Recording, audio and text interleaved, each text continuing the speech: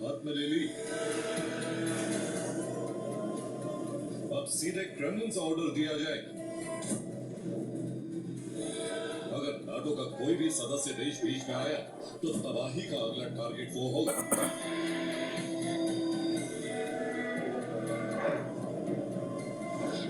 और इसका trailer Putin के फ्रंट लाइन पर पहुंचने के साथ ही बिक गया।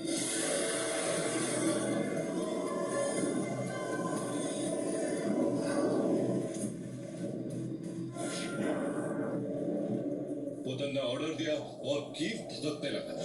पुतिन ने अल्टीमेटम दिया और खार्किव जलने लगा। पुतिन ने हमले को कहा और खेरसॉन तबाह होने लगा। पुतिन ने कमांड दी और ज़ेपोरिज़िया में फाइनल जंग होने लगा।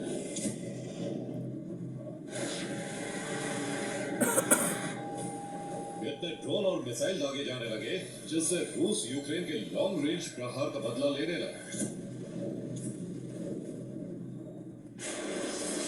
हालांकि पुतिन के पहुंचने से पहले ही रूसी सेना ने कोहराम मचा दिया।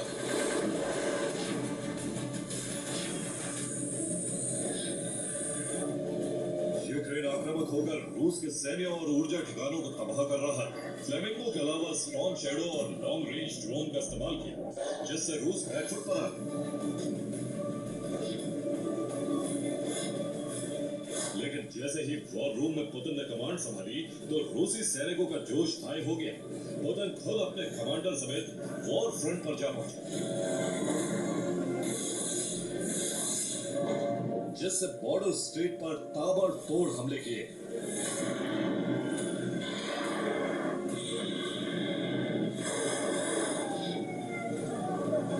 डोनेत्स्क, चेरनिहिव और सूमी में रूसी सैनिक लगातार आगे बढ़ रहे हैं।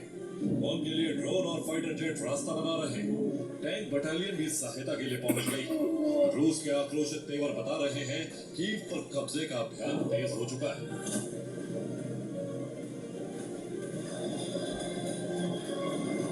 ये पुतिन का प्रतिशोध है जो यूक्रेन को लॉन्ग रेंज हमलों का जवाब कि जब पुतिन फ्रंट लाइन पर कमांड संभालते हैं तब तक यूक्रेन में कयामत आती है।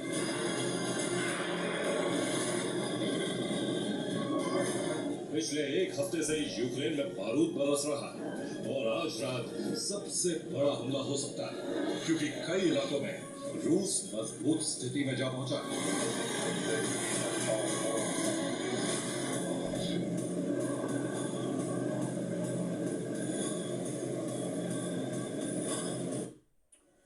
और वॉर फ्रंट पर पुतिन के पहुंचने के साथ ही यूक्रेन पर ताबड़तोड़ हमले आरंभ हो गए। हालांकि 100 घंटे से स्पेशल ऑपरेशन चल रहा है जिसके लिए पुतिन ने पहले ही ग्रीन सिग्नल दे दिया था। हमले इतने ज्यादा किए गए जिसमें 24 घंटे में यूक्रेन के 1630 सैनिक मारे गए। साथ ही रूसी सैनिकों ने यूक्रेन के 10,000 सैनिकों को घेर लिया। इसके अलावा रूस ने 1200 ड्रोन हमले करके तबाही मचाई, 1360 गाइडेड बॉम्ब का इस्तेमाल करके भारी विध्वंस मचाया, 50 मिसाइलों ने खार्किव से कीव तक कोहराम मचाया।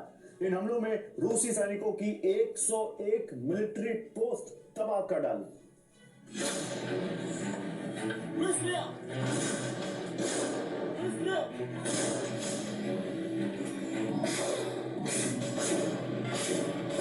पुतिन ने फ्रंट लाइन पर जाने के लिए यही खास दिन इसलिए भी चुना क्योंकि डोनाल्ड ट्रंप इस यान में व्यस्त है।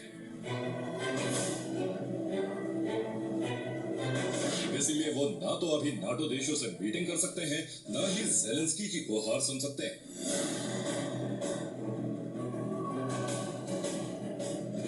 ये वही मौका है जब यूक्रेन को घुटनों पर लाया जाए, पिछले 3 साल का हिसाब लिया जाए, रूस का विस्तार काला सागर तक किया जाए।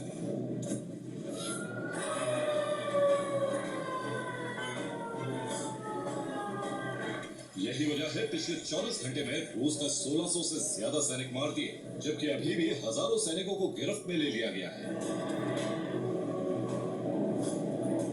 उन इलाकों को टारगेट किया जा रहा है जहां रशियन बोलने वाले लोगों की संख्या ज्यादा है, जो रूस में विलय कराना चाहते हैं।